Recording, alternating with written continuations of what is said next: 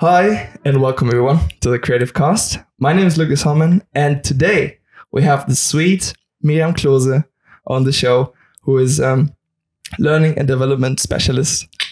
And I really would like to welcome to the show. Thank you for having me. I'm really happy. I mean, it's always a very tension based. It's like, okay, what's gonna happen? No, everything's good. I mean, everything's so new. I trust you. That's a very, very good place to start with. How about we get to know you a little bit better, Yes. and you tell us who you are and how you end up becoming what you are. So yeah, you already said my name is Miriam Klose. I turned 20 years. 20 years? No, I turned. Mm-hmm. like how old you are? Can we delete that? No. We keep growing. What do you want to say? 20 years old. I just turned 28. So I was not going to say that. I thought you were older. And I just recently moved to Düsseldorf, just 2.5 months ago, because of my job. Mm-hmm. And how did I come to learning and development? So back in the days when I was younger, when I was in high school, I wanted to be a teacher. But then I realized that I want to work with adults. So during my gap year, I decided that I want to do my dual studies at the former company I was working for, but I was there in sales. I was in a supermarket company. And after my bachelor, I decided I wanted to do my master and fulfill my dreams to teach people something and to do something more with people. Because in my former job, I was in the stores, I was doing everything, but not working with people directly. Okay. So I did my dual masters. I switched industries. I've been going to the telecommunication industry. Yeah. And there I was in the learning and development department in HR. And I did everything, which is about training and so on and so forth. And it's really fun. I found there my passion. This is what I wanted to do. It's not so far away from my original dream to be teacher, because I'm, so to say, the school of I'm the school of a company, and I'm trying to get people to get more knowledge. Mm-hmm. So after my master's, I had a 3 months gap, and because of Corona crisis, it was really hard to get a job. And I want to say to the people, if you're right now in the current situation that you're not having a job, use this time to get to know yourself better, which is also really important to creativity. Yeah. And get some knowledge about what you're doing and if it really fits you. And since January 2021, I'm in my current job in a big corporate and retail. And they're also as a learning and development specialist. And it's really fun. I really love my work. And so this is me. How long did you at what age did you know you wanted to do this? Before when you're in high school, you apply for specific studies, etc. And I wanted to go to HR, but honestly speaking, the university rejected me. They had too many people who wanted to do that. Mm-hmm. So I knew from the beginning that I wanted to do something with people. Okay. But I had 3 years or more, 6, because I worked for this company for 6 years, but not combined with my studies. But since forever, I know that my strength is to work with people. Sure. I mean, lucky for you that you did know so early on that which industry you want to throw yourself into. And you just had to figure out with time how and in which specific sector you would go in. Because I feel like that's one of the things that most people actually do struggle with. What is it you actually want to do? Yeah, right? Definitely. So, and I'm sure all this knowledge you've gained actually helps you help people to find that out as well about themselves. Boy, oh boy, I'm very excited to talk with you so much about creativity today. I feel like in most episodes, we do touch on it, but It's not even half of the episode. And today is like gonna be the full thing. hopefully. So that's really something I'm looking for today. How about you tell us a little bit about your job and what especially like a specialist like you actually is? Yeah, sure. So I try to explain it as I explain it to my parents or people who don't know it. So learning and development is a department which is normally under HR. So HR is we do something for people, human resources. And what we are doing in learning and development is that we develop the people in the company. So we have the normal employee life cycle. So I'm right now having a lot of human resources buzzwords, but you have the people, you recruit or you search for people, you recruit the people. But what are you doing then when the people are in the company? You can't let them be how they are. You need to develop them because also the corporate goals, vision, etc. is changing.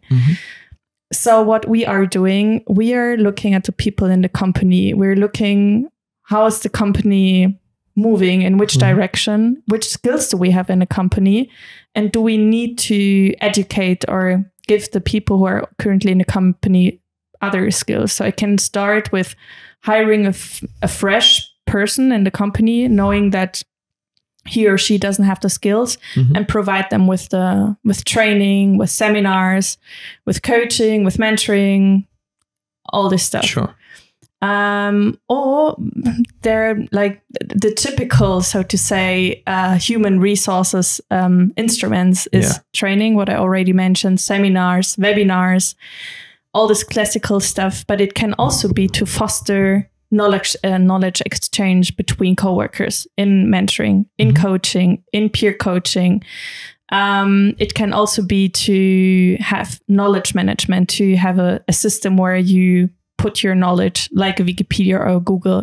This can also be learning development, but a classical approach is to organize training seminars, seeing where's the problem, seeing where's the skill gap, and then, so to say, what I already said, the school of the company. So knowing what the people need so they can do. That's the difference between kids education and adult education, to provide the people that with knowledge so they can do A, their job better, or B, faster. Yes. Okay. But it's always based on works orientated, like it's so the work is improved. Yeah. So, for example, you have a new manager, and he's really good at his job. But right now, he needs to hold presentations, and he's not really good at it. Yeah, he sucks at it. And so, what we are doing, we support him with a presentation training, or we organize a coaching. Maybe you have a person in the company who is really good at it. So this is what we are doing. Okay, sounds very important. Yeah, it's really nice because it's, I think, or in my personal opinion, the most strategic thing human resources can do, because you develop the people how you want to. So you have the vision of the company and you develop them with the vision. So you're going a really strategic approach with it. And this makes it so interesting. And also, I'm a really curious person. So I think that's a thing you need to be when you're in learning development. I'm reading books and everything is interesting to me. So I love to foster knowledge exchange in the company. I feel like there's a lot of psychology also involved in this. Yes. Right? Yeah. For example, you have different learners. You can't teach everybody the same. With the same, some people are better with reading, some with listening, some like to see more pictures. You have to adapt yourself. Yes.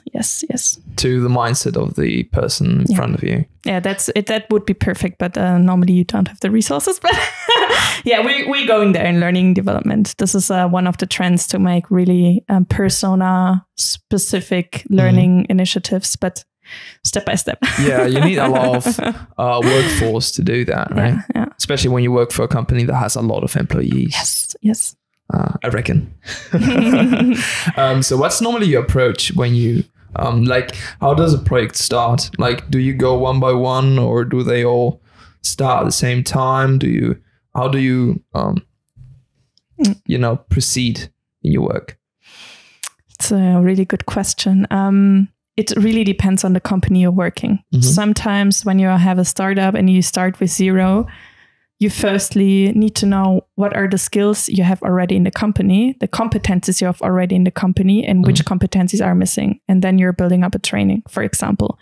When you're in an existing company, you already have a competency model. You already know which skills you have in the company. You already have training in place. And then you need to adjust it. You need to see what are the future skills. And then you develop training out of this. And this is also really specific, as I already mentioned, to the company's vision. Every company has another focus, another strategy. And you, as a learning development department, need to see how is the strategy, which skills do we need for that?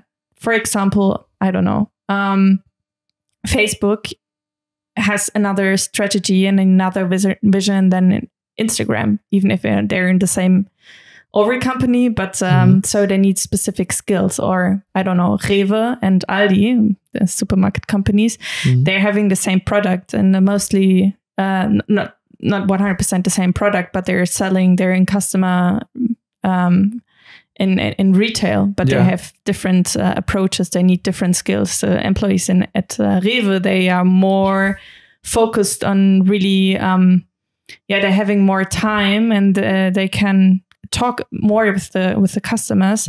Whereas in Aldi, everything needs to be simple and cheap, and they don't have it. So you see there. Yeah, the philosophy is very different. Yeah. Although the inventory is quite similar, the target audience is also very similar. But the image they want to give does vary a lot. I imagine. Interesting. Okay. And do you work alone, or do you work with a team to accomplish this? I'm working in a team. We are a really big company, so you need more people than just one person. Okay. Tell us about your team and how do you organize that?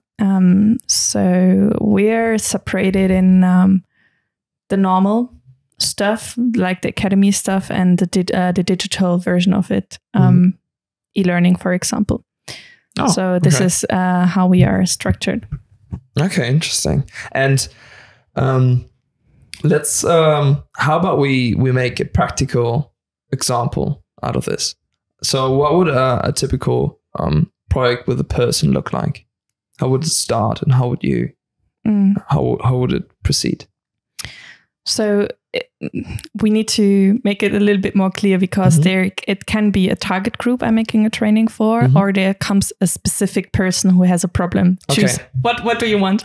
True, like two very different scenarios. Yeah. I want both of them. I want all of them. Okay, let's start with the bigger target. Okay, so let's say we figured out in a company that there's a skill gap and we need to train, let's say, 2,000 people on a specific thing. There are different approaches. Which can be, I don't know. Okay, we make it really specific. Okay, let's not take an example of my company. I don't want to have any problems. Okay, let's say we're in a normal white-collar company and we realize that our customer service, they're sometimes not so friendly. Okay. So we need, the problem is, this is where you start. You need to have, what do we need to improve? What's the goal of the training? Would be that the customer service is more friendly to the people on the telephone. So what am I doing? I have this problem. I have this goal. And this need to be really specific. This is the most important thing. You can't make a training when you don't know the real goal. Sure. And then you're searching for training providers. You can make this training. This is normally the approach. You can also search for an internal trainer, for example, somebody you know is the perfect customer customer service person and ask him if he wants to do a training. You can do that. That's really cost efficient. That's what a lot of startups, for example, are doing to reduce costs.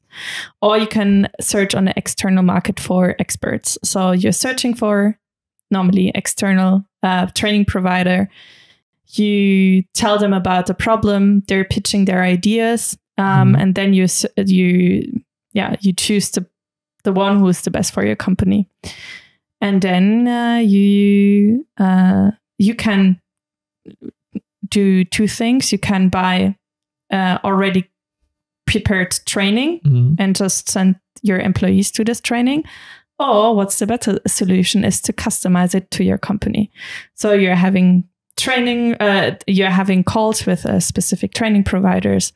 You're talking about what's the goal, what's the things happening in the company, and so on and so forth. So it's customized to your to your target group, and then you pitch it or you pilot it with some people, and then you readjust it, and then you have a really good training. You send your employees to this training, and also you need to measure it if it was successful or not. So this is something which is also right now in learning and development a little bit the problem, because sometimes you don't have the resources, but you need to measure if it was successful. So you need to have KPIs. Which are, for example, customer satisfaction would be maybe the people having an email where they can write if they were happy with the service or not, or they have a NPS survey or something like that. So something measurable. Yeah. And then you measure how were the numbers before that, how were there others, or like in customer service, you have oftentimes that you were asked if it's okay if they can record the call. So you see how your employees are behaving. This can be things you can measure, and then you send the employees to the training. Hopefully everybody will be more friendly before that, after that, and this would be a successful. Okay. And then with the data you've collected, you can actually showcase and prove that you have actually, accomplished something with the project that took you a few weeks, a month, 2 months. Yeah, but this would be the easy thing. Like this is a really easy example to measure, because sometimes you have things, you send people to a training and it's nearly impossible to measure it. But this is a really big challenge in learning and development currently, because a lot of companies sees just learning and development as a cost center, but they don't see the return what they're bringing, because it's hard to measure sometimes and find KPIs. So this is really important to do currently. I get you. But that's the thing. But the company does have an HR team, which not every company has, that takes care of their own employees.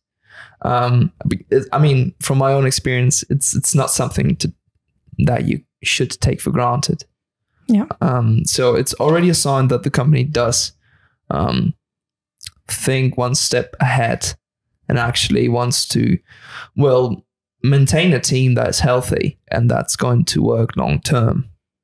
Because if you don't have someone maybe looking and asking questions, in the end, you will fall into this cycle for everyone has worked in this life, probably has come across with where people are coming in and out all the time.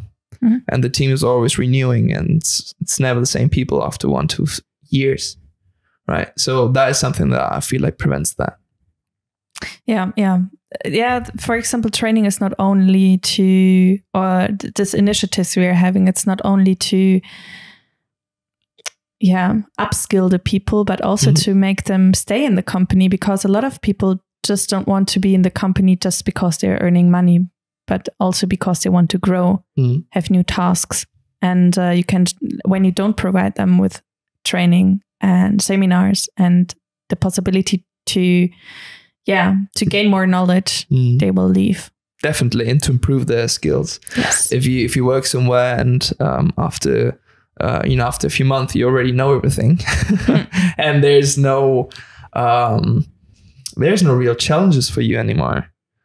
apart from, being responsible for something, the interest starts dropping very rapidly. How about we jump to the other scenario where a single person comes up to the HR team with a specific problem? This is really interesting because we're right now going away from this, or we are changing a little bit the approach. So what happens oftentimes is somebody's coming to us and say, for example, a manager, this employee needs training on XYZ, let's say on communication. He's always, and this is solutioneering, so he already thinks this will solve the problem. And then normally we were saying, yes, of course, communication training. I have this and this and this provider with this and this and this content. Let's choose one which fits the best. But this is not what we should do right now. Another high trend is performance consulting. So you're going back to the problem. So you ask for permission if you can talk about this employee and why the person thinks a communication training is the right solution. And oftentimes you realize it's not the right solution. It's just to put a band-aid on a bloody wound and to try to fix a problem, and then they can tick a box and say, yes, we did something. But maybe this person is really shy, or it's mobbed in the team. So this is the reason why this person is not talking or really silent in front of the audience, or don't like. I don't know. There are so many scenarios where a communication training is not the right thing. It's more a coaching or a talk with the manager or a talk with the employee with the team. So if the communication training is the right solution, happy with that. We can organize a training, but we right now need to focus on really what is the problem. Is the training solving this problem, or is it really something else? Yeah, but I like that makes so much sense to actually step back and really focus on making sure the problem that is stated is the actual problem. Locate where it comes from. And then once you have proof that it is like that, then everything that comes along makes sense and is useful, will have an effect. If not, you might be working for nothing. Yeah. Okay, I like that a lot.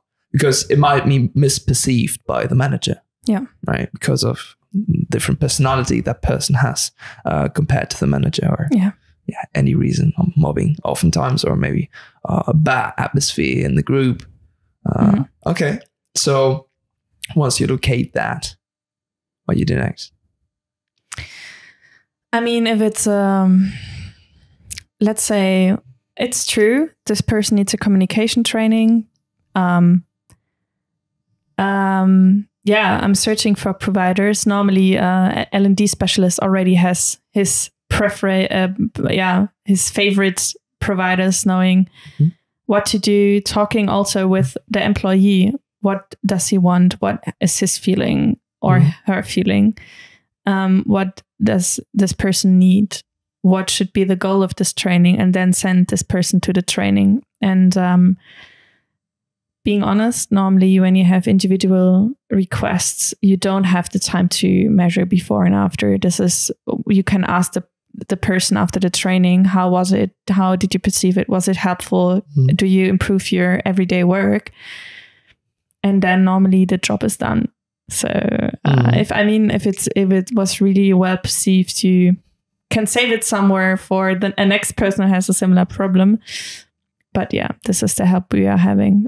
This would be ideal because we don't need to do a lot of things. When the communication training is not the right thing, we need to dig into the problem and search for another initiative. And sometimes it's not a thing we can solve. But we help how we try to help. As much as possible. Yes. So what would you say are like... the biggest challenges you see in companies that you have to tackle? So the biggest problems is maybe not always, but a lot of learning and development experts are experiencing that. I told you that I think learning and development is one of the most strategic functions in HR, but sometimes the management doesn't perceive it like that. It's like, oh yeah, we have the learning and development people and they're doing training and yeah, it's necessary, but they don't see the power behind that. They don't see how strategic it is and how much you can form the company with the right measures and the right resources. And also, one of the biggest problems is that you have employees who are burning for getting more knowledge, who are burning to develop themselves. But what are you doing with the employees who are completely happy with what they're doing and they don't want to develop themselves? How do you motivate them? I mean, you can push them through trainings, but do they really learn then? This is, I think these are the biggest two challenges to get more on the table of the C-level and be more strategic.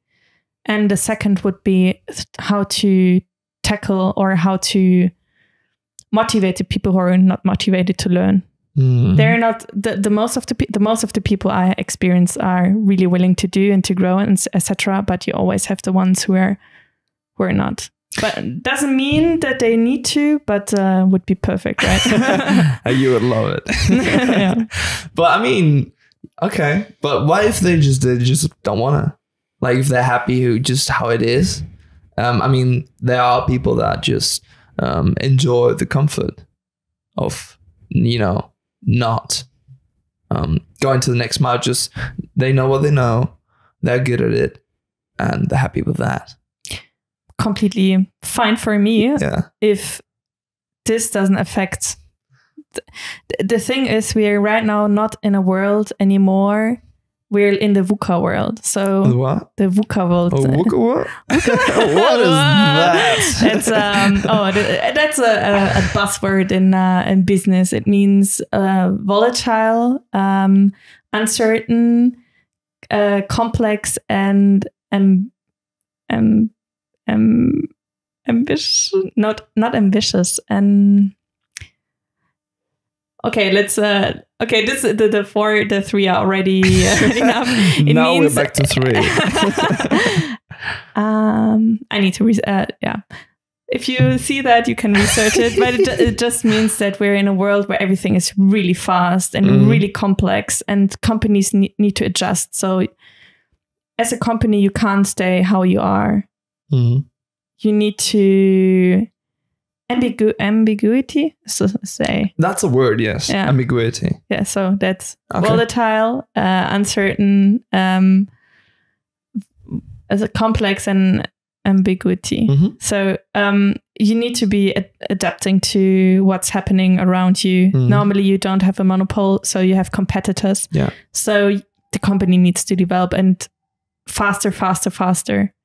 You can't stay how you are. So the people can't stay on the same knowledge level. Yeah, okay, that makes sense. So if people don't want to develop, and they don't need to, lucky you. But mostly you have competitors. You need to upskill your people. So you need to. They'll start falling behind in a way, right? Yeah. Stopping the train from moving forward. Yes. That's so interesting. I've not seen it in that way before. Just by non-reactivity, you're actually having a bad effect on the rest of your team that is willing to push. If you stop learning, you don't stop, but you fall back. That's also saying. Definitely. I feel like we need to keep learning just to stay where we are. Yeah. It's just to keep your knowledge basis. You need to keep adding to it because you're just getting older. You keep forgetting more and more shit. How about we tackle the terms learning and development in particular, and try to give it a definition and what we should understand under those terms. So, I mean, you have learning and you have development. So learning is learning. People need to learn in the company, and development is they need to develop in the company. That's really okay. That's super easy. I thought there was a bit more to it.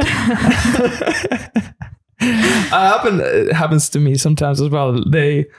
Someone asks me, okay, what does this mean? And I use the same word in the definition. I'm like, shit, I got busted. No, but in a way because there are so many different ways or strategies on how to teach someone something new. And some of them are more effective than others. Yeah. So is there like one strategy that works for all, or is there really one specific route you need to take depending on certain criteria from the people you're trying to teach something? Interesting question. I wouldn't say the different people. Yes, we are going there, but it's topic related. So if you're having just information, it's normally sufficient if you give something to read, or maybe an online e-learning course where there's just this information provided. You don't need to make it super interactive if the people just need to remember this and that and that. Mm-hmm. But if you have something like communication, teamwork, soft skills, you need to maybe make a role play. You need to make it interactive. Unfortunately, we have the time of Corona, so all the seminars which are normally in person are right now online. And I need to say that a lot of trainers did a great job to shift these trainings to a digital version. Mm-hmm. But I think it really depends on what you need to train, if people need to see each other, if people need to interact with each other. So what's always a good thing to do is to make it interactive. Not like the most important thing is to make it interactive, to involve the people you're teaching, to let them repeat what you're doing, to let them exchange what they're doing, because you just remember 10% if you read or you hear something. You remember 20% if you interact with somebody. For example, I'm telling you what I've just read. And 70% you remember if you're doing it. Mm-hmm. So you should always involve these three things, obviously, really depending on the things you're doing, and the content you want to achieve and the goal you want to achieve. If it's just, okay, this is a new rule, what I said, you can give a sheet of paper and they sign it. What's not perfect, but we need also to be cost efficient, right? Yeah. But if you want to change a behavior, for example, or somebody needs to do something really different, it's something about interacting with people. Do it in person. Let the people try it out. See how they need to feel and to see what works for them. Mm-hmm. Yeah, I mean, I can only imagine that. Corona has impacted the way you work and the types of issues that arise immensely. One of them being that you have to move so much to online. It just have to think of myself like I'm someone that, for example, learns 1,000 times better in person, interacting with other people, rather than seeing people on Zoom or reading a paper on the PC. So that's something that does impact the quality, how you teach people, which I was curious about on how you bridge that gap. But I mean, obviously, sometimes it's inevitable. So you just got to roll with it. I imagine, I don't know. Yeah, I mean, you can try to make it as good as possible, but you can't close the gap between a real life training and an online seminar. You can just try to make it the gap as small as possible, but it's not the same experience.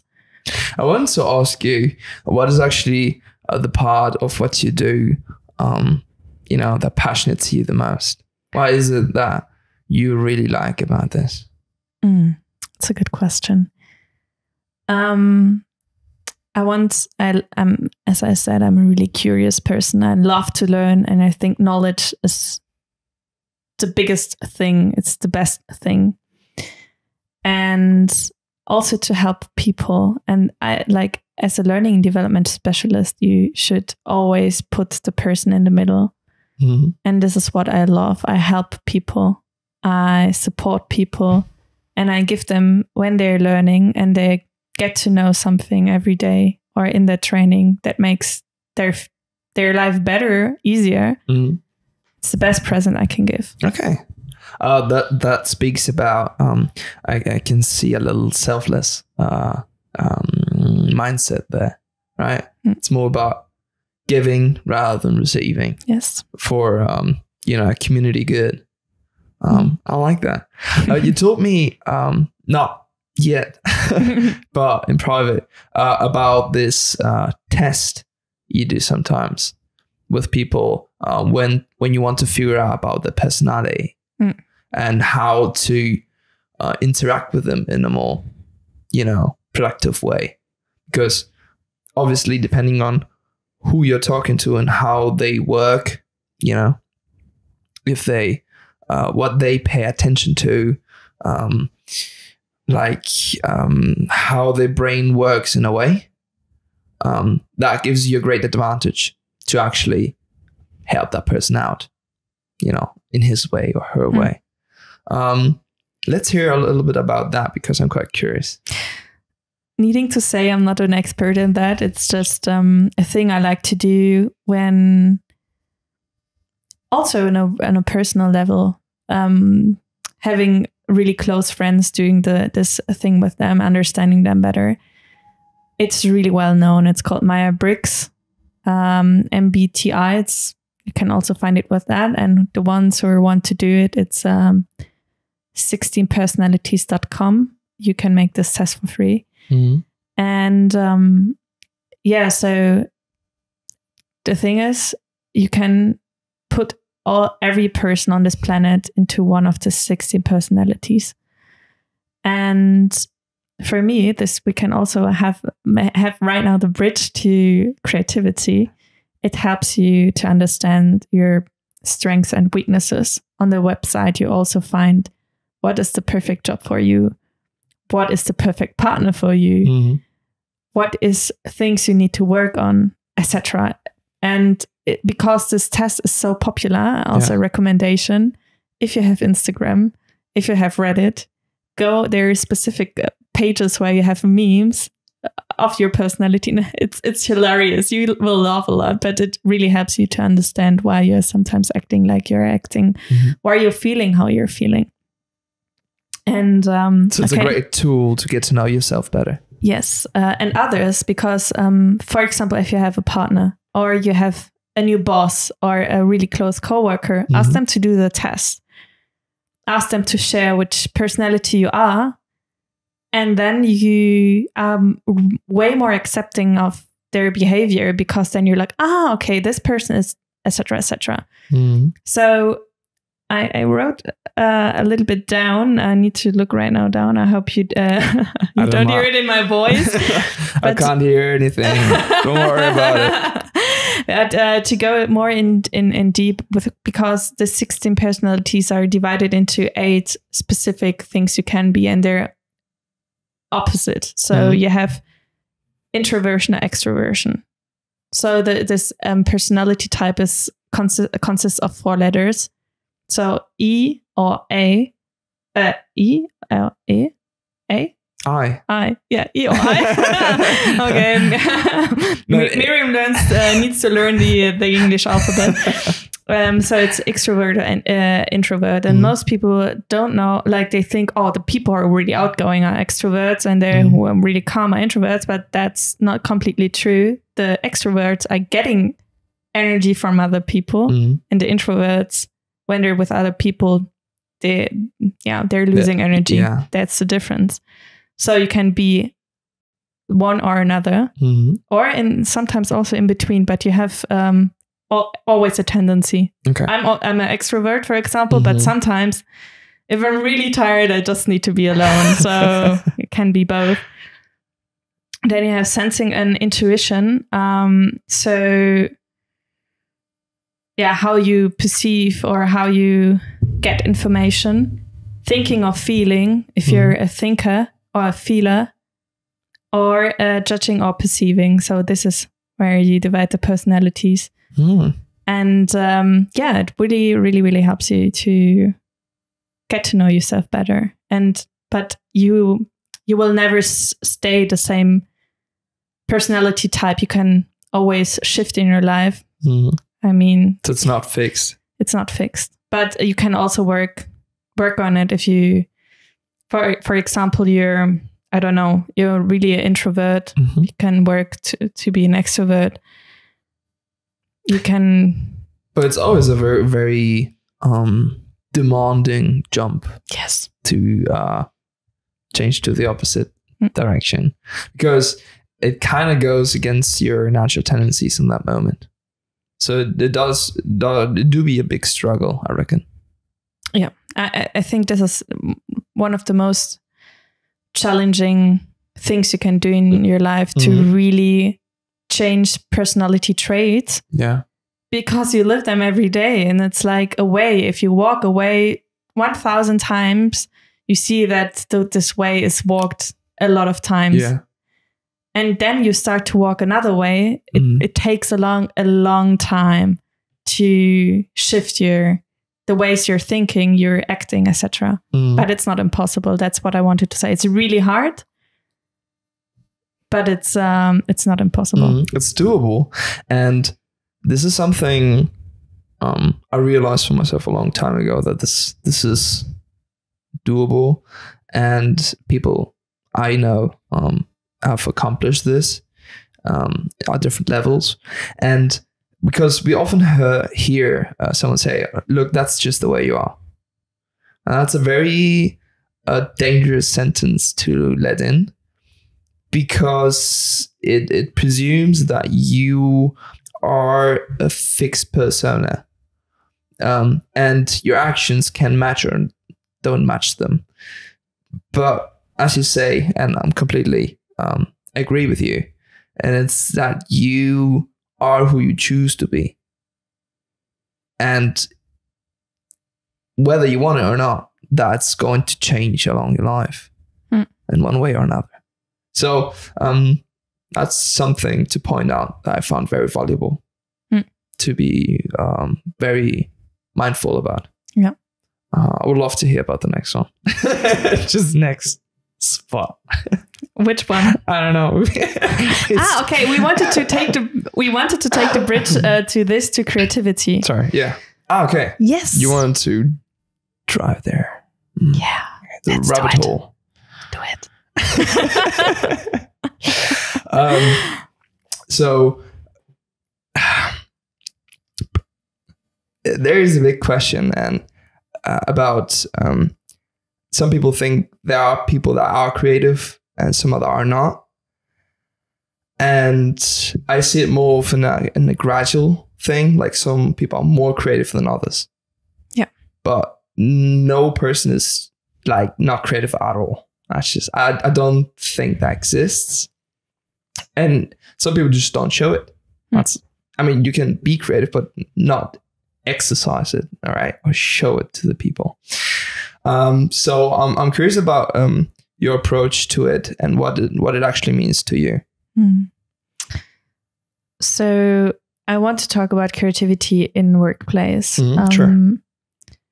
So a lot of people say I'm creative. That's maybe also the reason why I said, okay, I want to take part. Otherwise, I would not be as confident to sit here and talk with you about creativity. And I completely 100% agree. Every person is creative. I mean, if you're looking at children, everybody was a child once in a life, right? Everybody is playing games and imagining imaginary worlds and stuff like that. So you're born creative. But sometimes formal education and your life gets in the way, and then like, I think a lot of people say when you ask them, are you creative? No, not really.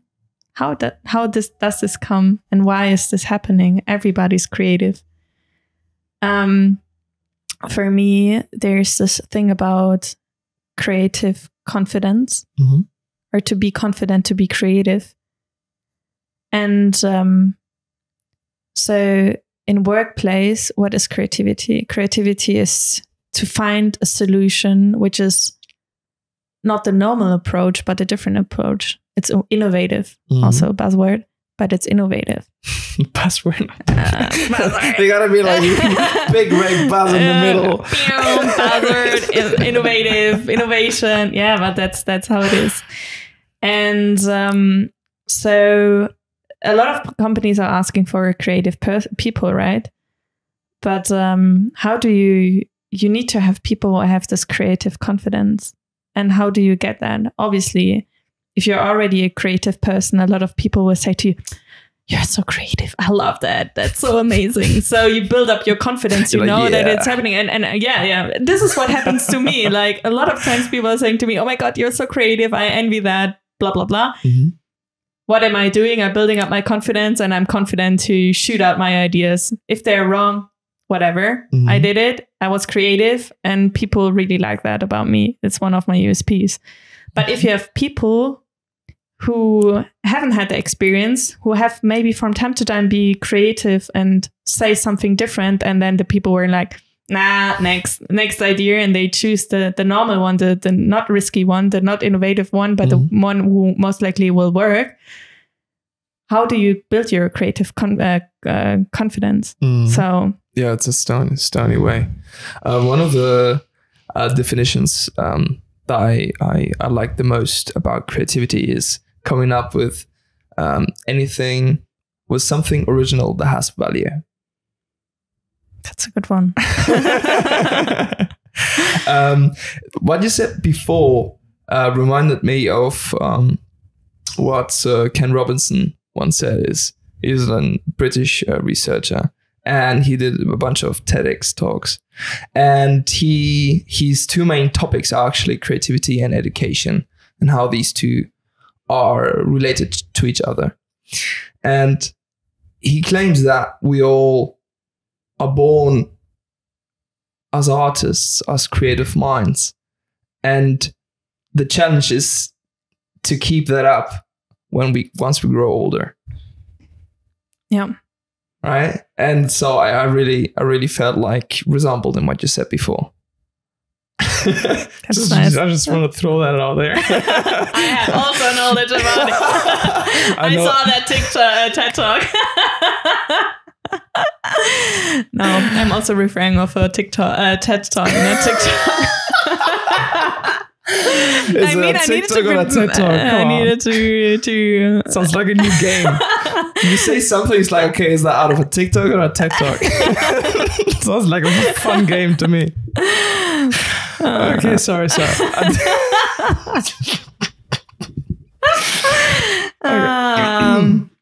Okay, so back to you.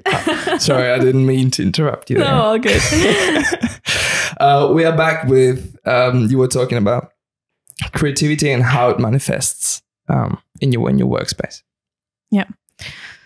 So for me, creativity has 3 pillars. One is your expertise, then it's your creative thinking skills, and your motivation. And for me, motivation is the basic.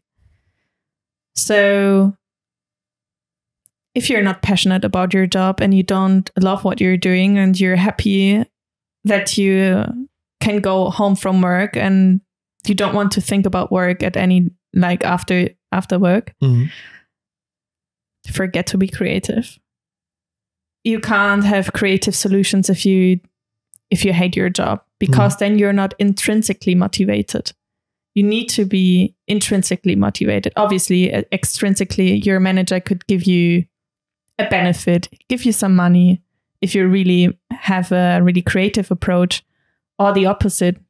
Say if you fail in this project and you don't make it work in a creative way, you're fired. But what happens? It's like a mouse in a maze. if you just extrinsically motivate the people, they try to get out of the maze as soon as possible, as quick as possible. If you're intrinsically motivated, you love to be in this maze. You look around, see every way, experience it. It's much more fun. It's much more cool, and you're getting also to your solution. So the first thing is you need to be motivated. You want to be creative. You want to achieve the best thing possible.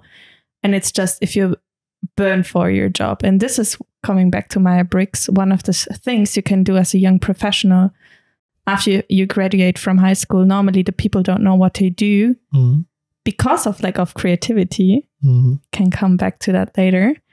And you can do the Myers-Briggs test and see what's your strengths and how to use it, and then choose to go to this university and study that. Or you don't need to study, but choose the work you can use your strength. Could we say that in order to be creative, as a mandatory like step before that, you need to care? Yes, you need to care.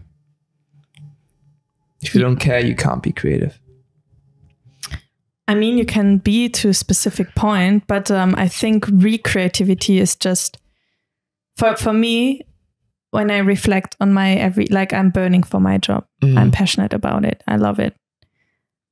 When do I get my creative ideas? Not when I'm pressured to do it in a meeting. It's I'm taking a walk, and then it's like, yes, I'm reading a book. I'm listening to a podcast, whatever it is. I'm watching a documentary. Yes, I can try this. Or this is something I need to invest on or investigate on. So this is how it comes. And it just don't come if I don't want to think about work after work. So when you switch off and the work is working on its own in the back. Yeah. Yeah, totally. Like the best ideas I come up with is when I'm at work and I'm just doing something routinely where I don't have to think. No. That's like I go to my phone, like, okay, I'll write this down really quickly. Happens all the time. Yeah.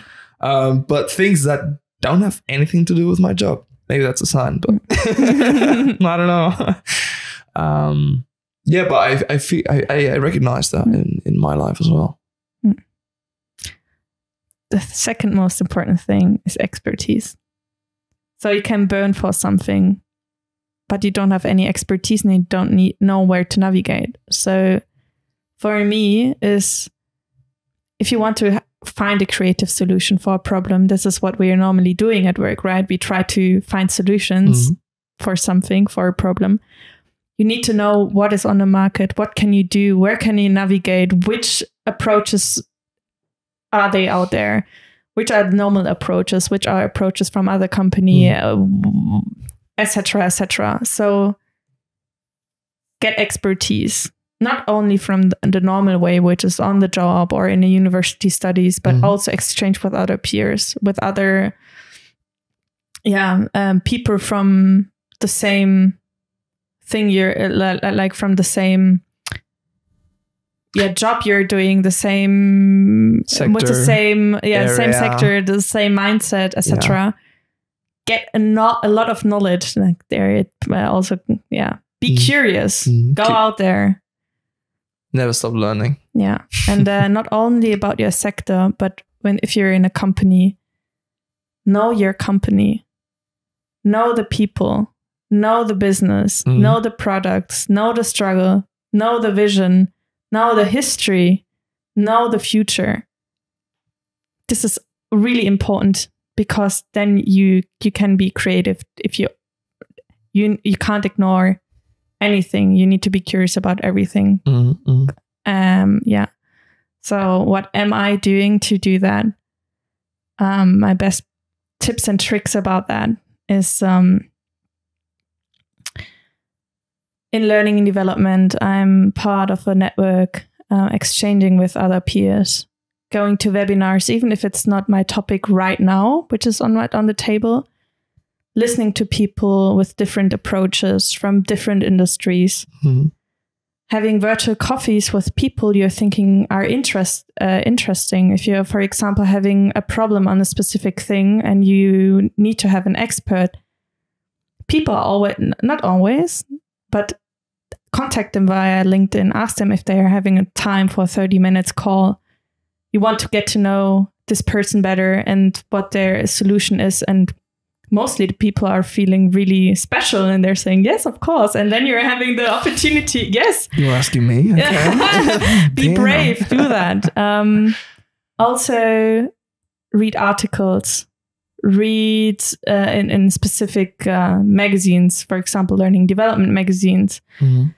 Listening to podcasts. Read books about the specific, to have a basic knowledge. And this is what I'm doing, for example, for learning development. So I'm not stuck in the knowledge I'm having, but I'm really seeing what I can do. And with the people in the company, really talk with people from different sectors. Also virtual coffees. It's amazing. You get to know the people and you know their struggle. Ask people who are really senior in the company how they perceive the history of this company.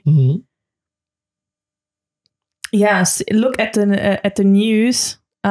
What's happening right now? Also with the competitors. What are the other companies doing? Where is your current company? Why is it like that? What's the difference? So this is especially really important during your onboarding phase. If you're starting a new company, talk with other people from different sectors of the company. Talk with people who are really senior.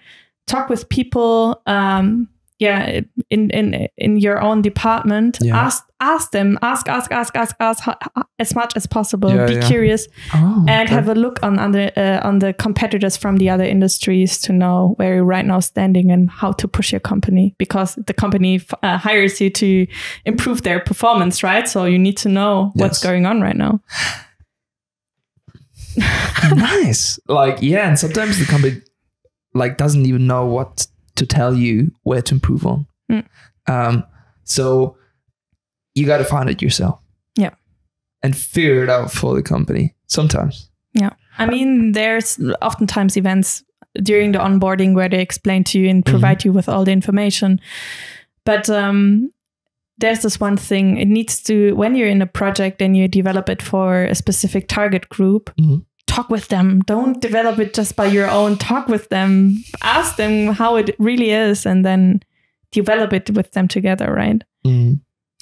What I hear is, to just really sum it down, is you're always prepared to be surprised and amazed. Yeah.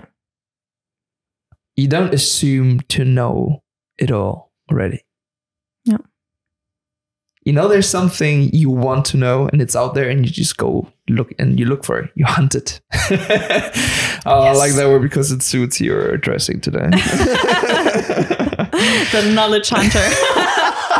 Give me all the information. Come on. That's a badass title. I'm not gonna lie. I was like, what's your job exactly again? I'm a hunter. A new LinkedIn profile slogan. Miriam Klose, knowledge hunter, learning and development specialist. Sounds. I'll be curious. I was like, okay, what is this? Who is this lady? Oh my god. Okay, so this was point 2, right? Yeah. Always keep learning. Yeah, expertise. Expertise. Knowledge. Okay. The more you get, the better. So, and then we're going to creative thinking skills. Nice. This is really interesting. So I will just share my list of top things I'm doing to think creative. Habits, you mean? Habits, yeah. Okay. So the most important thing is being bored. Yes. No Instagram. No Instagram, no phone. If you're waiting for the bus, the metro, if you're alone in a coffee, don't grab your phone, especially not before going to bed. Put it in another room. Why? Your brain wants to figure out stuff. It's like pieces of puzzles. They want to put it together, but how can the brain do it if you constantly shooting information at your brain? If it's unnecessary. No, okay, cat videos are never they're unnecessary. They're really, really important for your personal well-being. But to see the 100th TikTok, I can ask, you have Instagram. Yeah, do you remember what's the last thing you saw? Yeah, the last reel or something. Nah, no way. So it's just to keep your brain busy. So let it be bored. That's a superpower. Really, it really will help. That's also a thing. There was a study that a lot of young people who are right now graduation high school, they don't know what to do in the future. Why that? Because your brain needs a lot of boredom, a lot of free space, so to say, to figure out this really big question of your life. So boredom is the number one thing. Just look out of your window, take a walk without anything, do something on autopilot, for example, cooking or stuff like that, if you can do it good. Not when you're a beginner and you're like, what should I do right now? Oil, what is oil? This is so relaxing. I love it. Yeah, so do something on auto, get bored. The second thing is, for me, also active listening. What do I mean with that? A lot of times when you're in a conversation and you're talking with somebody talks about the vacation in Italy they've just did. Yeah. And what are a lot of people doing? They're already preparing their own story to tell what did they saw in Italy, etc., etc. So active listening is really to listen to this person. Everybody has to tell something. You can learn from everybody. And a lot of times there's hidden inspiration, not only for work, but in specific ways, and to really listen to this person and get something out for you. And don't think about like your own worries, your own stories, etc. Lock them somewhere, put them aside, and really focus on the person. This helps you to get also knowledge, which is really relevant for creativity, but to see other perspectives and know people better. So this is my second most important thing to be creative. May I say something to that? Yeah. That is such a crucial skill to learn, because it is a skill that you need to practice. It is far from easy to do. I mean, from our experience, for example, this podcast, when I have people on the show, my guests, I'm constantly exercising listening, because I'm the person that is speaking the least, right? And it happens to me at the beginning more, but it still happens. Like constantly ideas pop in my mind while I'm listening. Oh, this reminds me of this time where I fall down the stairs. So I have to tell her that. Yeah. Like that idea comes in, and it's my conscious choice to stop listening to you and wait till you finish to tell you that story, or to say, okay, look, this idea needs to come and needs to go so I can keep listening to you. Happens to me all the time, and it's really hard to let go of some of them. It's like, damn shit. So it's really hard. I do this every week, and it gets better over time, but I do struggle with it. And that's just one thing out of many different variables you have to take into consideration within a conversation. And it's really what you said. It's not once you are telling a story or an idea or a fact, it's not about the response I give to that. It's really about active listening without thinking too much about what you are going to reply to that. First, this is one of my rules. First, understand what the other person is saying, and then react to it. Yeah. That's really powerful. Yeah. I love that you brought that up. It's like, damn, this is my meth. Like, this is my drug. Okay. I love this. I mean, sometimes it's a step-by-step approach. You need to practice it. I mean, everybody is like that. You want to tell your story.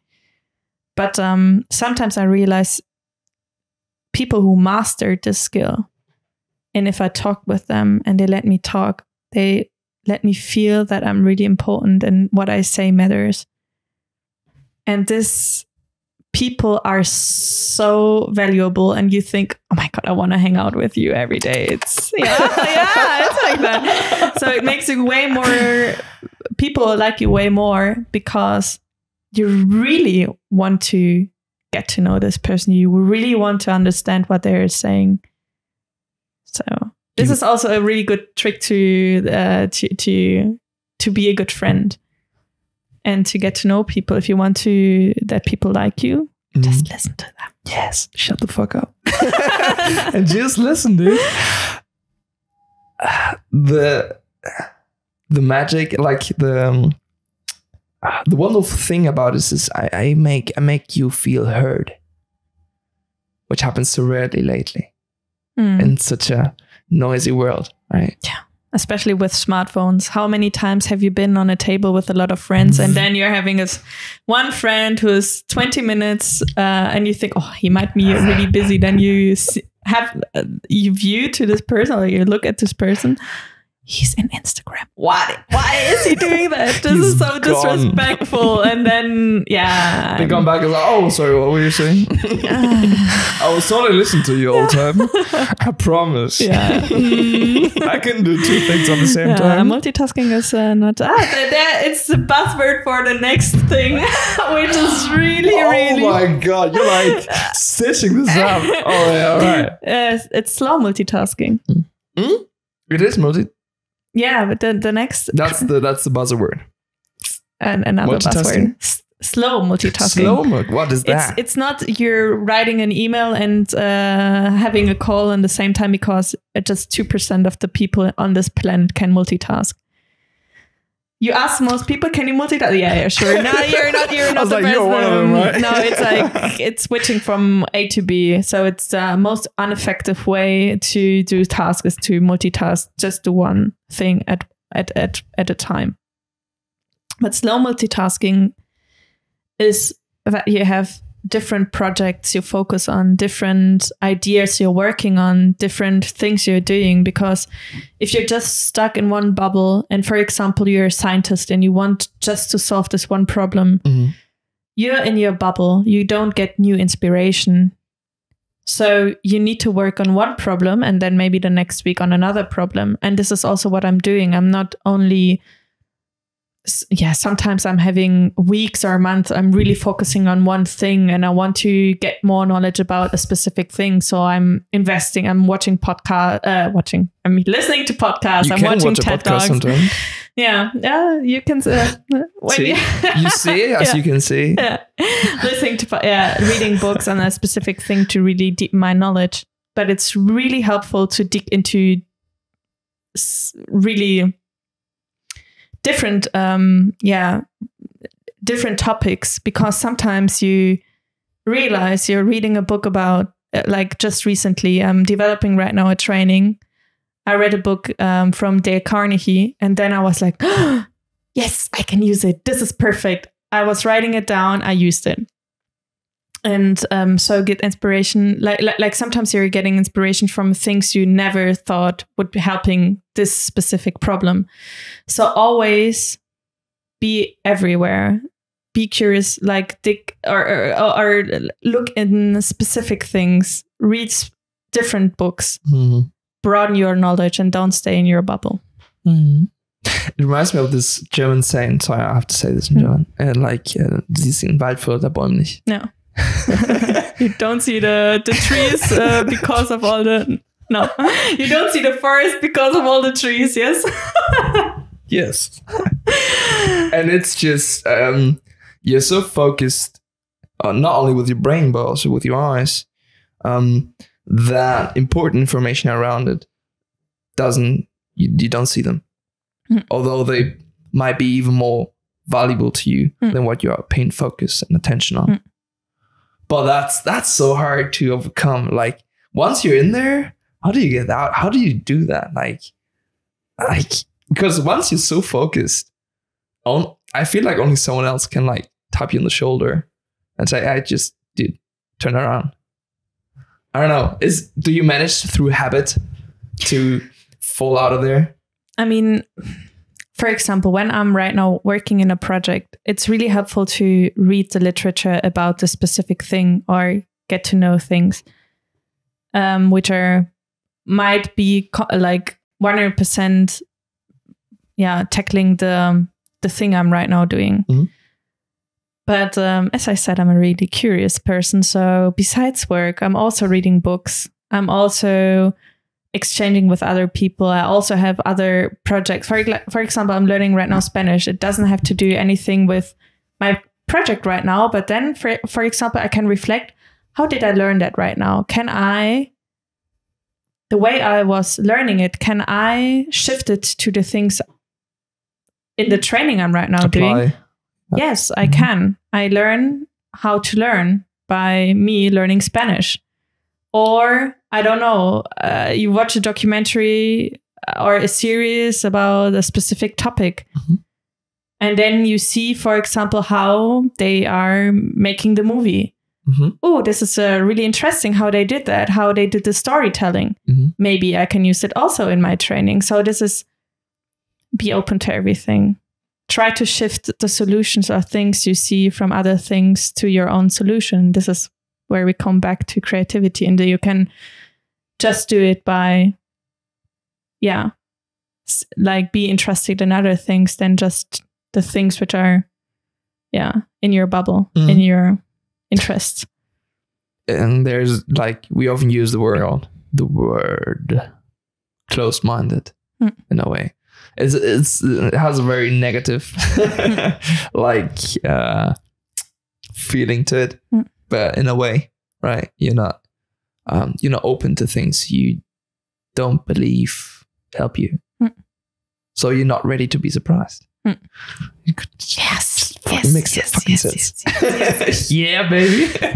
Okay, nice. So we had so many already, like at least 4 or 5. I have 2 more.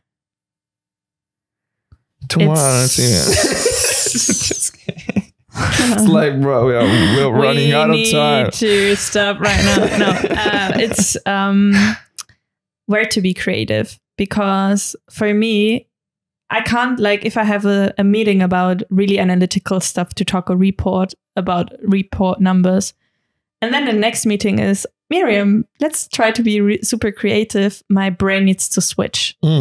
Never do that. Even if you want to be really creative in a specific thing, block a whole day for it. Don't do it on the same day you have been really structured and analytic.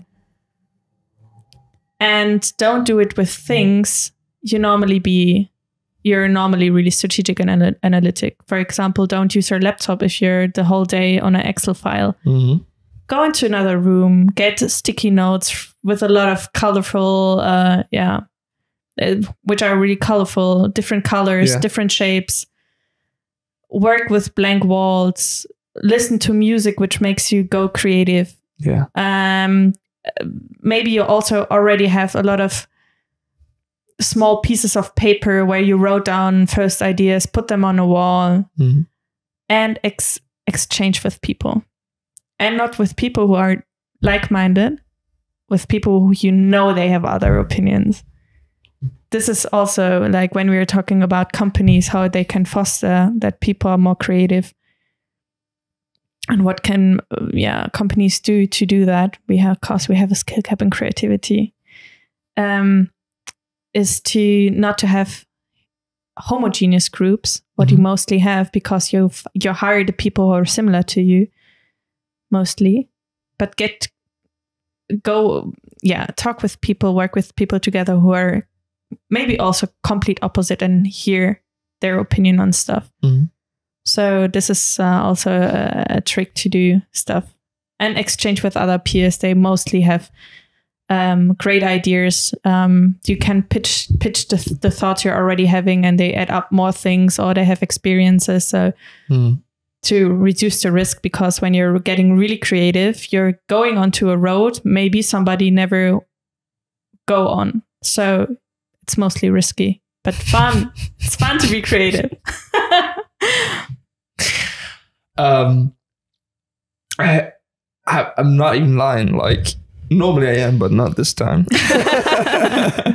I heard the other day this phrase, hire your enemies, which was like, holy shit. First I was like, what this bullshit? Like, come on, bro. And then I heard the explanation. I was like, okay. It does kind of make sense. Like, I can't really remember too much, like all the details of why. But mainly it was because when you hire someone that you don't necessarily trust too much or have too much in common, that person has actually something to prove to you. Right? You don't have, we're friends already. And if we happen to work together and it's like, oh, she likes me already. Like, I take so many things for granted already that I don't feel that need to prove myself to you as much as if I wouldn't know you at all, for example. And I was like, damn. Okay, yeah, you're not wrong about that. I don't mean like hire a piece of shit person. Like, no. But you don't need to be, you need to know him, or you don't need to be best buddies with that person to have a good, productive work relationship with that person. That was something I love that idea. Didn't think about that before. Yeah, it pushes you to another level. Mm-hmm. All within, obviously, of boundaries of respect. Yes. There's no need to say that, but sometimes it's important to say it. So that kind of reminded me of that little, like, it sounds very aggressive, right? What? I don't want to spend time with my enemies. Like, what? Who does want that? No, you want to have it comfy, work together with people you like. But you need to also have when you want to have a project, and people shouldn't be afraid to tell their honest opinion. And sometimes I have the feeling when you're really good with your coworkers, what is the best thing you can have, because then you're even more happy to sorry, no worries, to go to work, and then you're more passionate about. But sometimes it's called you need to have a good feedback culture. And then we're coming to another buzzword, ding ding, radical candor. It means that you are giving really honest and direct feedback, but with the background, with the honest feeling, or the honest willing to develop this person further and to have the perfect result at the end. So we're not going into the burger a feedback thing where you say something good, bad, good, because people will forget that, but just to make it direct and honest, so people are giving their best and you're having the best product or solution. What was the first three words of like the main buzzer thing? I didn't understand the words. Radical candor. What? Radical candor. What is candor? Sorry, my English is bad here. Apparently. I researched the word. I forgot the definition. Okay. But it's a book. It's used by a lot of companies currently to develop a better feedback culture. Mm-hmm. Okay, I'll have to figure that. I'll have to Google it later. Yeah, it's like what? It's a quadrant where you can divide feedback. If it's on the one axis is if it's direct or indirect, and on the other axis is if you care for the person or not. Oh. So you have the indirect feedback with the indirect feedback with the person who doesn't care about you, and he will never say anything. He's like, yeah, this presentation was not good, but I will not tell this person because I don't care. Then you have the other quadrant, which is the person cares for you a lot, but it doesn't give you direct feedback because they maybe don't want to risk their relationship. Then you have the person who doesn't care and give you really direct feedback. And this is mostly the manager who screams at you and give you a really bad feeling about things who doesn't go right. And then you have the other quadrant, which is the radical candor quadrant, where a person really cares for you and gives you direct feedback, but just with the willing to develop you further. That's the one where you want to be. There's a really good TED Talk. There's a really good book about that. I highly recommend to read it. Or just to look at this TED Talk. Okay. First time I hear about this. Oh, nice. Dude, like, I know so few things. You'll be surprised. Okay. So this is radical candor. Okay. And this was the last one? I want more. This is what I am doing. I practice, or I do, like, obviously before I went here, I did a little bit of research and I tried to figure out, why am I being so creative in a lot of stuff? I'm not creative in anything, like things who are not in my interest. I will not be creative. I can't be creative with I don't know, something you don't relate to. Yes. Playing piano. I don't know. Yeah. For example, that. Riding a horse. I don't know. I don't know. Just thinking of things. Yeah. For example, that. But we can talk maybe about what companies can do to foster creativity, because this is like, if you're having all these competencies and you're really creative, doesn't mean that you're having creative solutions, because oftentimes companies can do a lot of things wrongly and make really creative people really unmotivated and make them sometimes leave. Okay, so like big sins from company policy that undermines culture, mindset. Okay, what those look like? Good that you ask. Totally came up with that myself. So the thing is that if you have a creative person, they want to be creative, but if you don't have the surrounding, they're not willing to do that. So you have sometimes leaders in a company who are the typical people who are like, yes, but yes, your idea is great, but and then the idea dies. So you need to be more a person who says, why not? And this doesn't mean that you need to agree on every idea your employee has. Sometimes you know from the first second this will not go, but be more open to ideas who are not conventional and innovative. Then we have to think about failure culture. If you know, like, innovative ideas are always risky because you don't know how they will turn out, but they're different and you need to innovate. Otherwise, your competitors will be better than you. Because innovation is one of the biggest business drivers currently.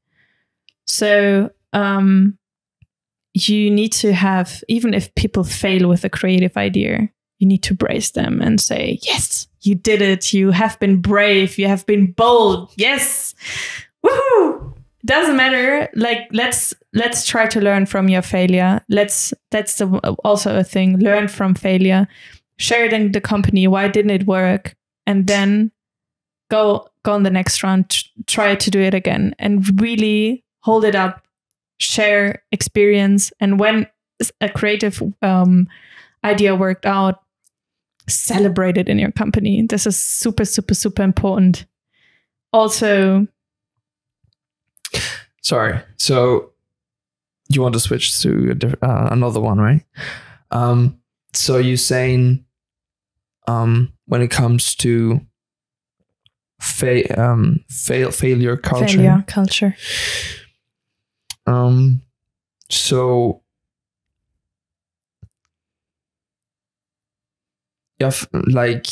you should shift your way of seeing failure as something good rather than something bad. Yes. Failure is always like experience is the failures you do in your life. Mm-hmm. Failure is never bad. Just don't repeat it 3 or 4 times. Do it there again. No, if you did, if you had made a mistake, learn from it. Mm-hmm. And try not to do it again. And if it happens a second time, so what? Yeah. But don't do it a third time. I'm sorry, I ate your cake, but don't do it again. It's like, oh, okay. No, yeah, it's so many things we're saying here right now are so sensible, but so hard to actually practice and do them when they happen. Like, you just remind me before of when you said when someone has a creative idea and it seems like it's like a dumb idea, but you don't know, you're not sure because you're uncertain because it hasn't been done like that before. Has reminded me of I think his name is like Joko Vilnik or something like that, like a crazy North American military guy, and he says always go for your subordinate idea, always, no matter how bad it is. Always go for his idea before you go for yours. Being the leader, if you're the leader, always go for the plan of the people you are leading. Yeah, because they have the knowledge. You just have the bird's eye view and you can see, but let them explore it. Mm-hmm. Let them fail, or even if you know it's bad, still give them a few tips and let them do it anyway.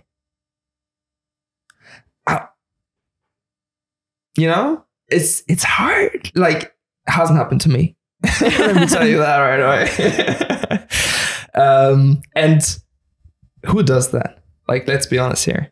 Like, which leader actually always goes for the idea of the guys beneath them? It doesn't need to be like 100% approved to do this project as you like, but you need to give your employees the freedom to explore if it is possible. If a person comes with you with an idea, don't let it die in the first round. Yeah. Just say, okay, it sounds interesting. Talk with the peers, talk with the target group if this is maybe the right solution. Mm-hmm. Experiment a little bit. Maybe produce a prototype, like a really easy one. Present it. Mm-hmm. Something like that. Give them that's another point. Like, give the people freedom to do that. It will be more costly. It will be more time consuming. A lot of ideas die because of lack of time, lack of resources, lack of money, lack of confidence of the people. So let them be give them freedom. I mean, they normally are experts in their field. And if they're really burning for this, give them freedom. Yeah, definitely. And not only it will make, like, if you give him the feeling that you're taking the heart of his idea, you can shape it out, twist it. Like, okay, let's do it your way, but let's add this and this. But it's still his idea or hers. And not only you make the team stronger, but you're also giving the people the feeling that you trust them, that you care, that they can talk to you with ideas that they might be insecure about. There are so many positive effects that come out of there. And the failure, which is, as we said, always something good, might be the smallest, it might be the smallest price you pay for all those good things that you would lose if you just be stubborn and do your own thing, and they just have to follow you. So I just wanted to. No, that's a really good point. Yeah, what's the price when you don't do it? What's the price if you're not being innovative? Your company can die. Being honest, if you're not having innovative people and you're doing the job as your competitors as you always do it, why do you don't change it? Yeah, we always do it like that. That's wow. That's a sentence an innovative person or a creative young professional don't want to hear. Total blank. It's just a wall. Luckily, a lot of companies did understand that this sentence is a sentence of death. Contraproducing. You wanted to go with another sin companies do in their culture that hurts them. Yeah, we already touched it, but homogeneous groups hire people with different skills. Leaders need to know the skills of their groups and hire people who are different and let them work together. And also don't hire people who have the same mindset. Hire people who are really different, but we already touched that. And maybe give them, know that the innovative approach, a creative approach will cost a lot of time. Know that already, but be confident as a leader. And as a leader, you're also a role model. Be also creative. Try to innovate. Try to give also the people the space to do that. Say to them, block your day for this concept and don't do anything analytical, for example, during this day, but really focus. Go with your group into a room. Have fun with sticky notes. Do something different and give the idea to me, present it in front of me, and really foster to do that. So this is, I think, the most important things companies need to provide, because you can give also training on how to be creative in workplace. But if you, as a leader, you have your opinion about something, you're micromanaging, and you don't let your people do what they want to do, creativity and innovation will die. Because sometimes you have managers who are like, oh, I have my idea. I did that in the past already like this. Let's do it like that. But keep your idea in mind. Let's keep it in mind. If it would be the solution for this problem. If you don't take it in the first, it will die. It will, and maybe we'll use it in another company, because if you do that to really innovative and creative people, let the ideas die again and again and again, and they see they don't have the freedom to spread their wings and really show their superpower of creativity, they will look for another company. And it's not that a company shouldn't have a company policy. It's not that they shouldn't have rules and ways of doing things. It's that they should implement self-criticism and be always ready to change their own rules for the better. Yes. Yeah. Right? Definitely. It's not anarchy. No. It's about constant improvement. Yeah. And about maybe accepting that some rules you had don't apply anymore. Yeah. Or hurt you more than they help you.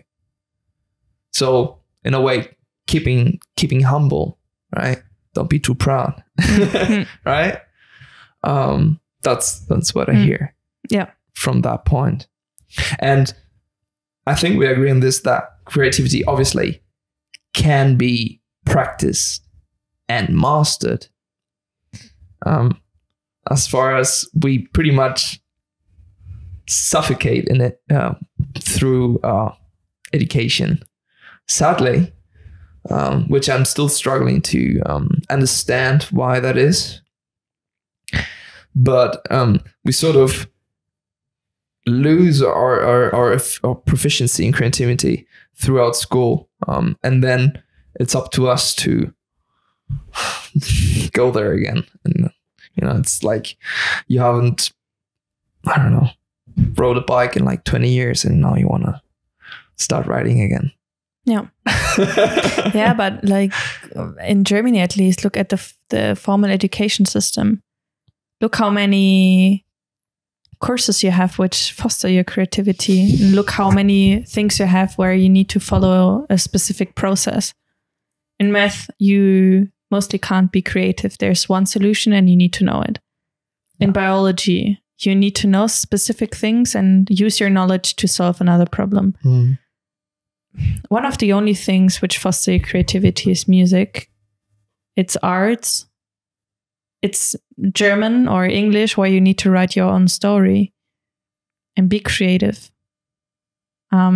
So for me also that like, and also considering what I really think is really not amazing, but it's crazy is we talked about boredom. And when we have been kids and we've been in the restaurant, for example, just one simple example, what did our parents do? They gave us some things to draw, or we built this thingies with the cards you put your drinks on. You know, we needed to be creative, not to get bored. House cards. Yeah. And what right now, I see a lot of children just with their smartphone and playing Fruit Ninja or any other games. And I think we can agree that kids are the most creative human beings.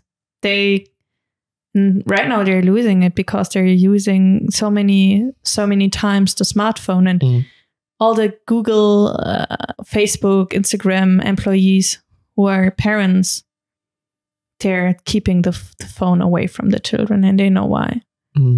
So we also need to be really careful in society that we keep up creativity and we let it grow before we go through formal education, and we maybe lose it when we are adults because then we need to regain our creative confidence. And I don't know if it's just my feeling, but when I'm looking at new music, new movies, especially these both genres, new movies are just remakes of old films.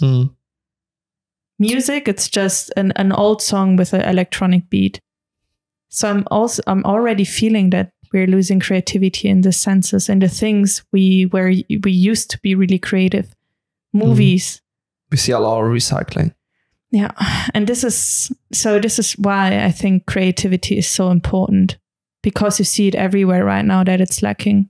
And I think smartphones have a high impact on creativity, a really negative one. So keep away your phone, delete your social media.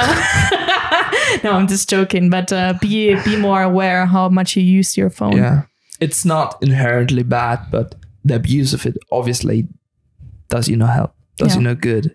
And so too many people are too extreme on their phones. It's like if you're 2 hours, it's okay. I mean, you also can get to know a lot of things. You can research, you can listen to amazing things, and it really makes your life easier. A phone is not a devil's tool to make us less creative, but be aware how to use it. Yeah. Ask yourself, why am I right now scrolling to Instagram? Is it just to keep my brain busy, or is it because I'm really interested what other people are doing right now? Yeah. It's about self-control. Damn, what I don't have, that's the reason I deleted it. Shit. Go all in. True. Like it's really hard to be there and not abuse it.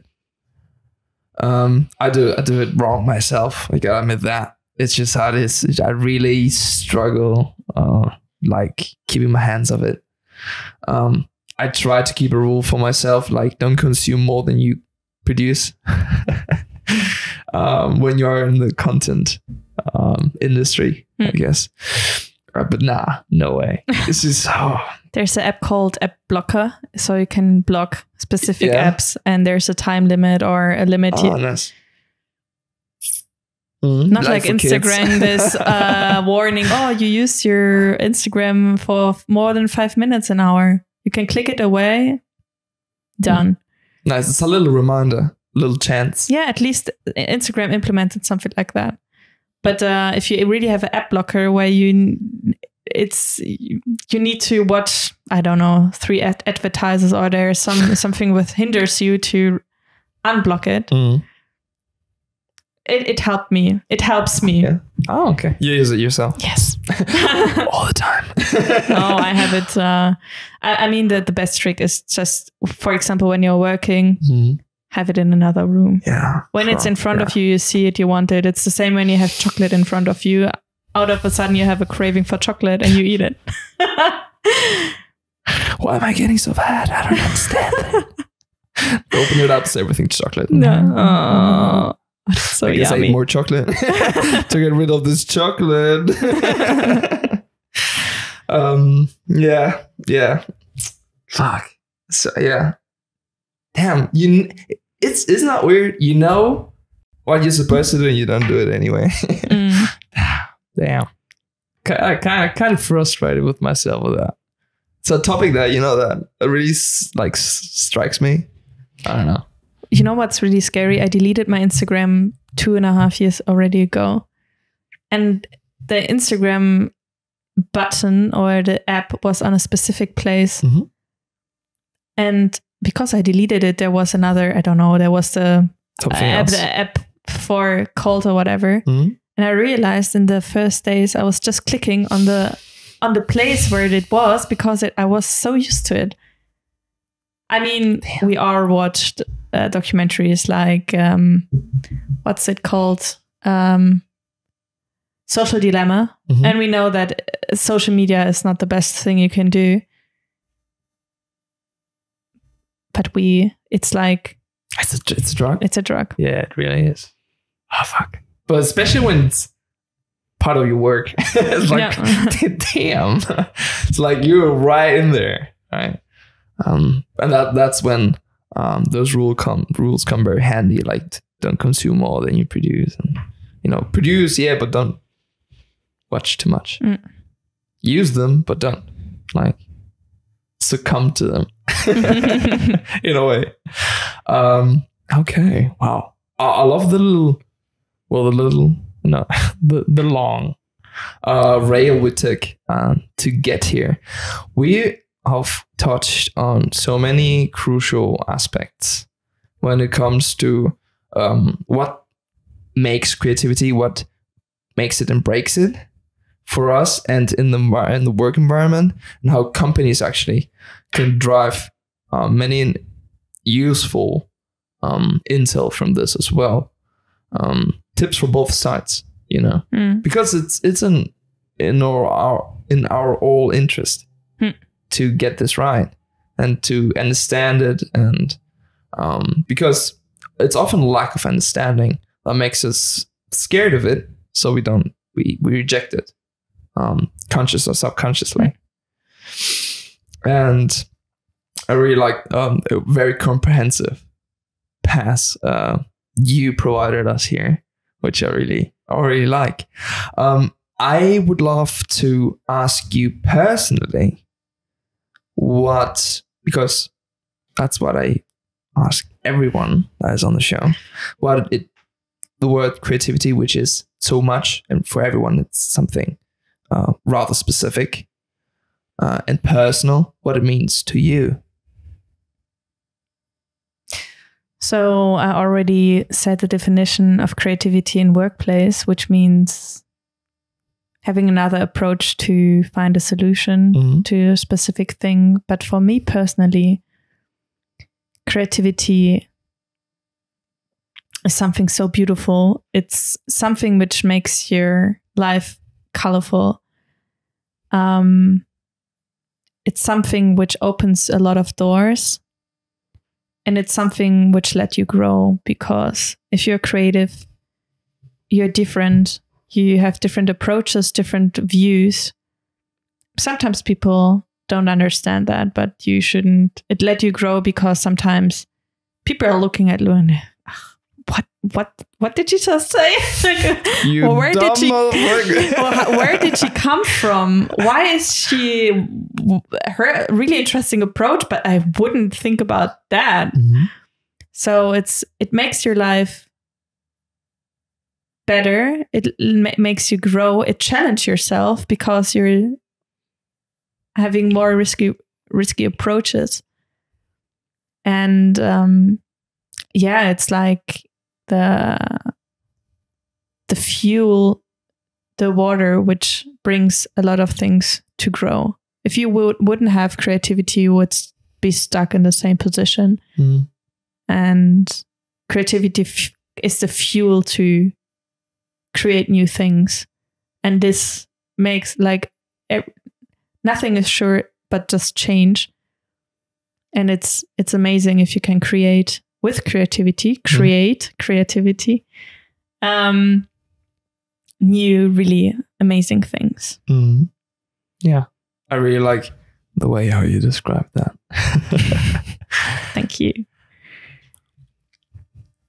Now I'm trying to put myself in the shoes of someone that is as far from even considering themselves as a creative individual as possible. Like just the opposite, right? And they are frustrated, but they don't even know why. What would you give them on the way? Creativity is a skill you need to learn, and you already have it in yourself. And if you really want to be more creative, it's a process. Try it out. Do it in small baby steps. Do it with things you're confident. Do it in low risk areas. Maybe talk with your friends about it before you pitch it in front of your leader. Do it with small ideas. Regain, again, your creative confidence. Gain that, and with the small baby steps, you will get to bigger steps. And then you will see that being creative is not scary. You will fail, but who doesn't fail? Nobody is. I'm pretty sure some things I said here today are not right. They're wrong, but I at least did it. And this is the thing. Do it. Do it. Just do it. Get your hands messy. Yeah. Just it's not so scary as you think. A lot of people are really hesitant. They're having great ideas, great creative ideas. But they're scared to do it because we think too much. What does other people think? And the only important thing is what you think about yourself. And if you did it, you are better than the ones who didn't do it and they waited. Believe me, just do it. Just do it. Yeah. That reminds me of something. I've heard that before somewhere. I think it's the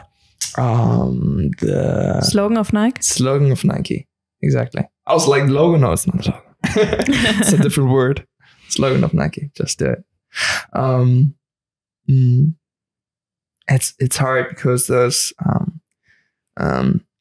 individuals which I believe are, quite frankly, the majority. Most people out there are they're trying to find something but they don't know what it is and where it is. They're just confused. And I've been there. I think we all have. Because if you haven't, you don't get to get where we are maybe right now. Yeah. And I like to tell myself, I always look for discomfort. Look for situations where you're not comfortable. Yes. Because that's what we do. We love places where we love how it feels. Love being there, and we eliminate everything that can hurt us in any way. That scares us. So I feel like that's my motto. It's just, you're scared about this very specific thing that you're thinking of right now. Do that. it might be shit, but if you don't do it, you don't know. And from there comes often at times this thing make from your biggest weakness your biggest strength, right? Sorry, I was like, I was just curious. Is there something there? Someone waving at us? No. Sometimes I'm shifting my view when I'm thinking about things, and then I'm looking at something different. Sometimes I'm feeling that I have the feeling that my coworkers think, "Does Miriam even listening?" And like my view is going to the trees outside of the window, but then it's just like sorting the thoughts I have in my mind. It's okay, I did the same thing. I was scared for a second because I thought maybe it stopped. I was like, oh no. Like 2 hours ago. No. Let's start all over again. No, it's back to what you said. It's really important. And being honest, this is one of the reasons, not only why I joined your podcast. It's the first time I'm here. I've been nervous. I've been scared. I wanted to prepare myself as much as possible. And I know that sometimes I stuck with my thoughts, but hey, I did it. I have the experience, and the second time I will not be scared anymore, because I know it's not easy, because you need to be really aware of what you're saying the whole time. But it's fun. And this is the thing. If you get out of your comfort zone, there is where growth starts. And what we learned from the beginning of our podcast, if you don't learn and you don't grow, you go even back. You don't stay in the same position. So get out of your comfort zone right now. Do something crazy. Be creative. That's the way to go, people. I love it. I feel like I've come to a little sum here. We've reached a point, which is like, okay, nice. We got it. We have it in. I think people that are looking for value in this episode about creativity have gotten what I've been looking for. I would have.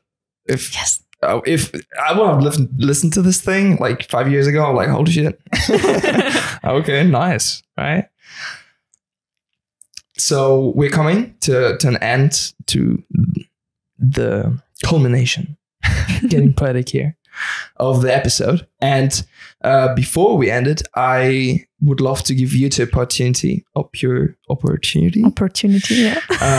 share with us where people can maybe find you, reach out to you, maybe ask you some burning questions they have, and get connected.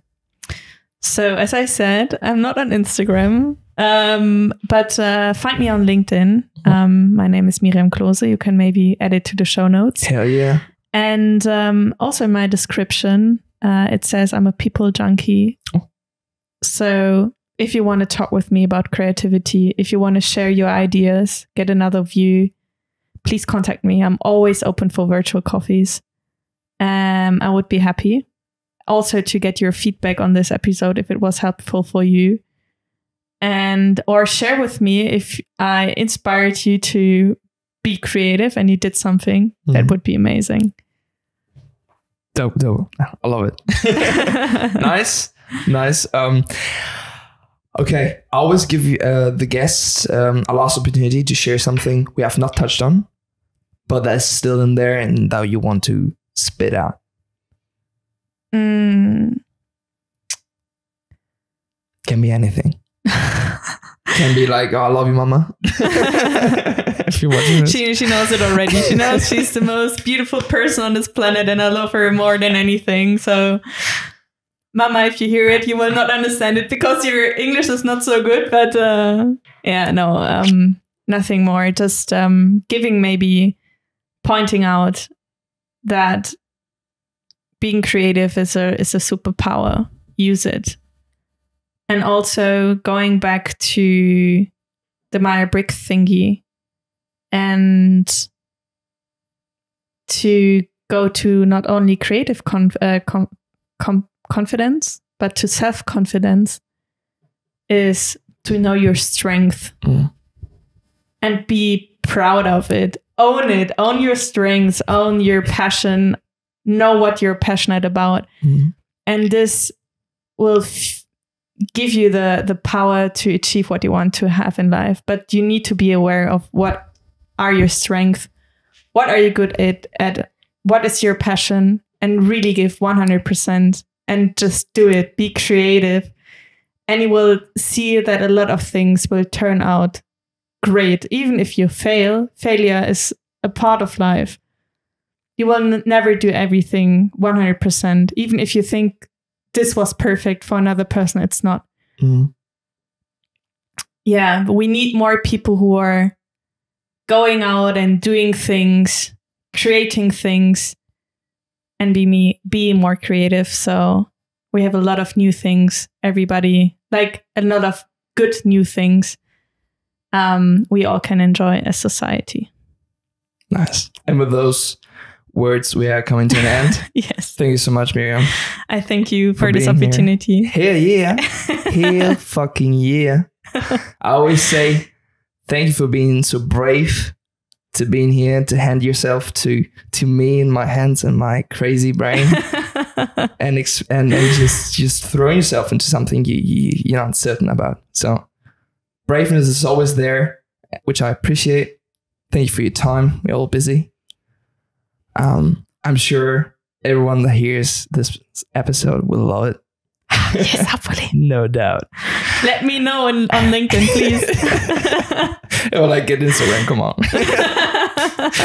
Not happening. Thank you so much. Thank you. This is a wrap. I'm Lucas, and this was The Creative Cast.